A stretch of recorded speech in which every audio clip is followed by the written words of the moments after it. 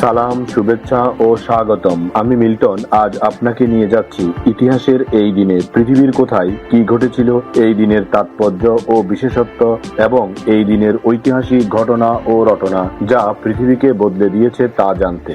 চলুন পৃথিবীর ইতিহাসে এই দিনে কোথায় কি ঘটেছিল তা এক নজর দেখে আসি। আজ 2রা ফেব্রুয়ারি। প্রথমেই পৃথিবীর ইতিহাসে এই দিনের আলোচিত, সমালোচিত এবং বিখ্যাত সব ঐতিহাসিক ঘটনা ও রটনা জেনে নেই।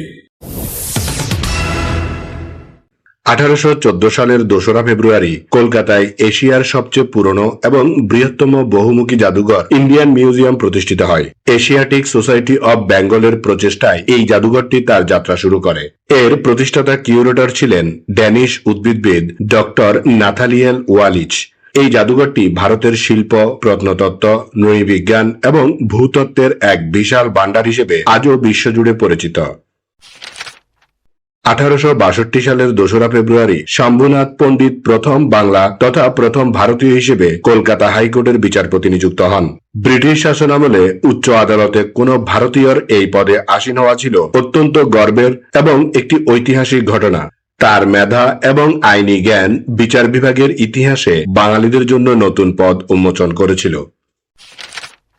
1913 সালের 2রা ফেব্রুয়ারি নিউ ইয়র্ক সিটির স্থাপত্য শৈলীর অন্যতম নিদর্শন গ্র্যান্ড সেন্ট্রাল টার্মিনাল জনসাধারণের জন্য খুলে দেওয়া হয়।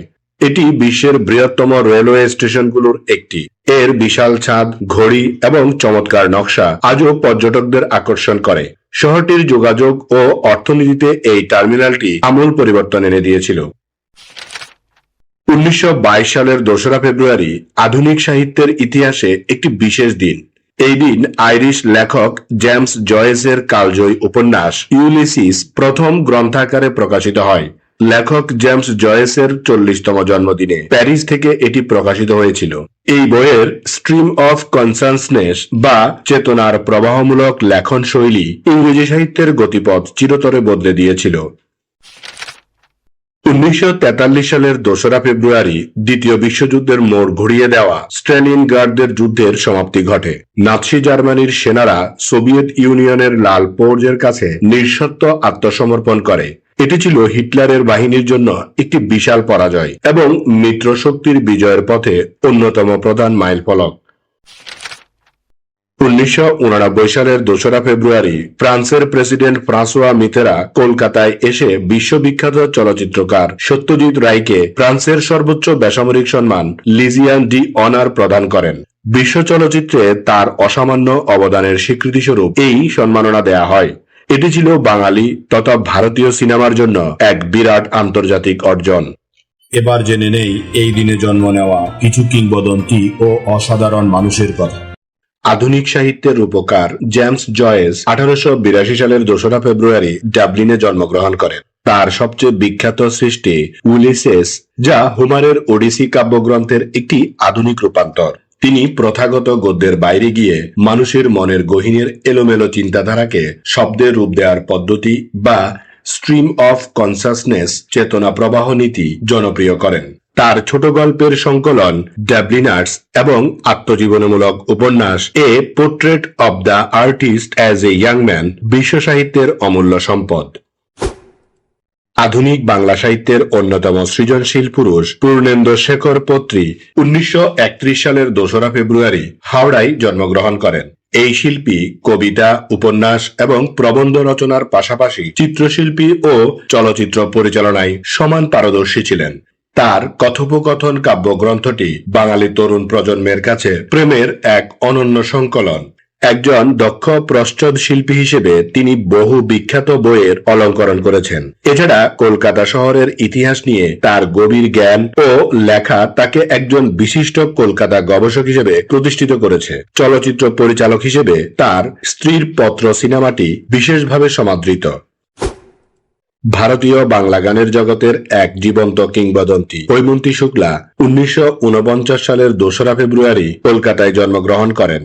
শাস্ত্রীয় সঙ্গীতে গভীর দখল থাকলেও তিনি আধুনিক গান, গজল এবং রবীন্দ্রসঙ্গীত গেয়ে কোটি কোটি মানুষের মন জয় করেছেন। 1970-এর দশকে তার গাওয়া আমার বলার কিছু ছিল না গানটি তাকে আকাশচুম্বী জনপ্রিয়তা এনে দেয়। তার কণ্ঠের মাধুর্য এবং নিখুঁত তানের প্রয়োগ তাকে সমসাময়িক অন্য সবার থেকে আলাদা করে চেনা যায়। দক্ষিণ কোরিয়ার প্রথম নারী প্রেসিডেন্ট পার্ক গিউইন হাই 1952 সালের 2রা ফেব্রুয়ারি জন্মগ্রহণ করেন। এই নেত্রী 2013 সালে দেশটির প্রথম নারী রাষ্ট্রপতি হিসেবে শপথ নেন। তিনি দক্ষিণ কোরিয়ার সাবেক শক্তিশালী প্রেসিডেন্ট পার্ক চুং হির কন্যা। তার শাসনকাল ছিল যেমন অর্থনৈতিকভাবে গুরুত্বপূর্ণ তেমনি রাজনৈতিকভাবে নাটকীয়। যদিও পরবর্তীতে দুর্নীতির অভিযোগে তাকে ক্ষমতাচ্যুত হতে হয়েছিল, তবে দক্ষিণ কোরিয়ার রাজনীতিতে নারীদের শীর্ষস্থানে নেতৃত্বে আসার পথটি তিনি প্রশস্ত করে গেছেন। বাংলাদেশের সর্বকনিষ্ঠ বীরশ্রেষ্ঠ হামিদুর রহমান 1953 সালের 2রা ফেব্রুয়ারি ঝিনাইদহে জন্মগ্রহণ করেন।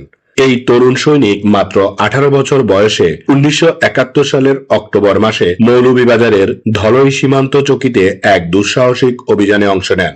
পাকিস্তানি বাহিনীর মেশিনগান পোস্ট থেকে আসা গুলিবর্ষণে যখন তার সহযোদ্ধাদের এগিয়ে যাওয়া অসম্ভব হয়ে পড়ে, তখন হামিদুর রহমান নিজের জীবনের পরোয়া না করে হামাগুড়ি দিয়ে এগিয়ে গিয়ে গ্রেনেড ছুড়ে শত্রুদের স্তব্ধ করে দেন। এই অসীম সাহসিকতার অভিযানে তিনি শহীদ হন, কিন্তু তার এই আত্মত্যাগী সেই পোস্ট দখল করা সম্ভব করে তোলে এবং হানাদার বাহিনীর পরাজয় নিশ্চিত করে। লাতিন সুরের বিশ্বজয়ী গায়িকা সাকিরা ইজাবেল মেবারাক রিপোল 1977 সালের 2রা ফেব্রুয়ারি কলম্বিয়ায় জন্মগ্রহণ করেন। তিনি বিশ্বজুড়ে কেবল সাকিরা নামেই পরিচিত। তিনি ল্যাটিন পপ সঙ্গীতের বিপ্লব ঘটিয়েছিলেন। তার গায়কের বিশেষত্ব এবং মধ্যপ্রাচ্য ও ল্যাটিন নাচের সংমিশ্রণ তাকে অনন্য করে তুলেছে। হিপস ডোন্ট লাই বা ওয়াকা ওয়াকা এর মতো গানগুলো তাকে পৌঁছে দিয়েছে বিশ্বের কোনায় কোনায়। তিনি কেবল একজন গায়িকা নন, বরং গান লেখক এবং মানবাধিকার কর্মী হিসেবেও বিশ্বে সমাদৃত। স্প্যানিশ ফুটবলার জেরার্ড পিকে 1978 সালের 2রা ফেব্রুয়ারি বার্সেলোনায় জন্মগ্রহণ করেন। এই ফুটবলার তার ক্যারিয়ারের সোনালী সময় কাটিয়েছিলেন বার্সেলোনা ক্লাবে। তিনি সেই বিরল খেলোয়াড়দের একজন যারা একই সাথে বিশ্বকাপ, ইউরো কাপ এবং ইউফা চ্যাম্পিয়ন্স লিগের মতো বড় শিরোপা জিতেছিলেন। মাঠের ভেতরে তার তীক্ষ্ণ বুদ্ধিমত্তা, বল ট্যাকল করার দক্ষতা এবং আক্রমণ ভাগের খেলোয়াড়দের রুখে দেওয়ার মতো ক্ষমতা তাকে কিংবদন্তির মর্যাদা দিয়েছে। 2022 সালে ফুটবলকে বিদায় জানানোর আগ পর্যন্ত তিনি ছিলেন বার্সেলোনার রক্ষণভাগের প্রধান ভরসা। স্মরণ করছি এই দিনে চলে যাওয়া কিছু কিংবদন্তি ও অসাধারণ মানুষের কথা। বিংশ শতাব্দীর অন্যতম প্রভাবশালী দার্শনিক, গণিতবিদ এবং সমাজ সংস্কারক বার্ট্রান্ড রাসেল 1970 সালের 2রা ফেব্রুয়ারি 97 বছর বয়সে পরলোক গমন করেন। তিনি কেবল তাত্ত্বিক দর্শনেই সীমাবদ্ধ ছিলেন না, বরং শান্তিবাদ, পরমাণু নিরস্ত্রীকরণ এবং মুক্ত চিন্তার পক্ষে আজীবন লড়াই করেছেন। তার লেখা প্রিন্সিপিয়া ম্যাথমেটিকা গণিতের ইতিহাসে এক আকর গ্রন্থ। জটিল বিষয়কে সহজভাবে ব্যাখ্যা করার অদ্ভুত ক্ষমতা ছিল তার। নোবেল পুরস্কার বিজয়ী মার্কিন প্রাণরসায়নবিদ উইলিয়াম এইচ স্টেইন 1980 সালের 2রা ফেব্রুয়ারি মৃত্যুবরণ করেন। তিনি মূলত এনজাইম বা উৎসেচকের গঠন এবং তাদের কার্যপ্রণালী নিয়ে যুগান্তকারী গবেষণা করেছেন। তার গবেষণার মূল কেন্দ্রবিন্দু ছিল রাইবোনিউক্লিয়েজ নামক একটি এনজাইম।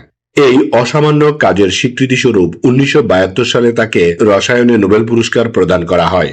চিকিৎসা বিজ্ঞান এবং জীববিজ্ঞানের অগ্রগতিতে প্রোটিন বিশ্লেষণের ক্ষেত্রে তার পদ্ধতিগুলো আজও ভিত্তি হিসেবে কাজ করে। বাংলাদেশের চারুকলার ইতিহাসের বিশিষ্ট ব্যক্তিত্ব কামরুল হাসান 1988 সালের 2রা ফেব্রুয়ারি জাতীয় কবিতা উৎসবে একটি স্কেচ আঁকাকালে তিনি হৃদরোগে আক্রান্ত হয়ে মৃত্যুবরণ করেন। নিজেকে তিনি পটুয়া হিসেবে পরিচয় দিতে স্বাচ্ছন্দ্য বোধ করতেন। তার চিত্রকলায় লোকজ মোটিভ এবং আধুনিকতার এক অনন্য সমন্বয় দেখা যায়। বাংলাদেশের জাতীয় পতাকার চূড়ান্ত নকশা এবং রাষ্ট্রীয় প্রতীকের নকশাকারও তিনি শুধু শিল্পী নন, তিনি ছিলেন একজন রাজনৈতিক সচেতন মানুষ। তার আঁকা সেই বিখ্যাত স্কেচটির নাম হলো দেশ আজ বিশ্ব বেহায়ার খপ্পরে। এই ছবিটি আজও অন্যায়ের বিরুদ্ধে প্রতিবাদের প্রতীক। এবার এই দিনের বিশেষ দিবস ও উৎসবের গল্প শুনি। আজ জাতীয় জনসংখ্যা দিবস। বাংলাদেশে প্রতি বছর 2রা ফেব্রুয়ারি জাতীয় জনসংখ্যা দিবস হিসেবে পালন করা হয়। এই দিবসটি পালনের মূল উদ্দেশ্য হল দেশের বিশাল জনসংখ্যাকে পরিকল্পিতভাবে নিয়ন্ত্রণ করা এবং তাদের দক্ষ জনসম্পদে রূপান্তর করার বিষয়ে জনসচেতনতা তৈরি করা। বাংলাদেশের সীমিত ভূখণ্ডের তুলনায় জনসংখ্যা বৃদ্ধির হার একটি বড় চ্যালেঞ্জ, আর এই চ্যালেঞ্জ মোকাবেলায় পরিকল্পিত পরিবার গঠন, মা ও শিশুর স্বাস্থ্য রক্ষা এবং প্রজনন স্বাস্থ্যসেবা নিশ্চিত করার গুরুত্ব এই দিনে বিশেষভাবে প্রচার করা হয়। সরকারি ও বেসরকারি পর্যায়ে বিভিন্ন আলোচনা সভা, র্যালি এবং প্রচারণামূলক কর্মসূচির মাধ্যমে সাধারণ মানুষকে ছোট পরিবার গঠনের সুফল সম্পর্কে অবহিত করা হয়।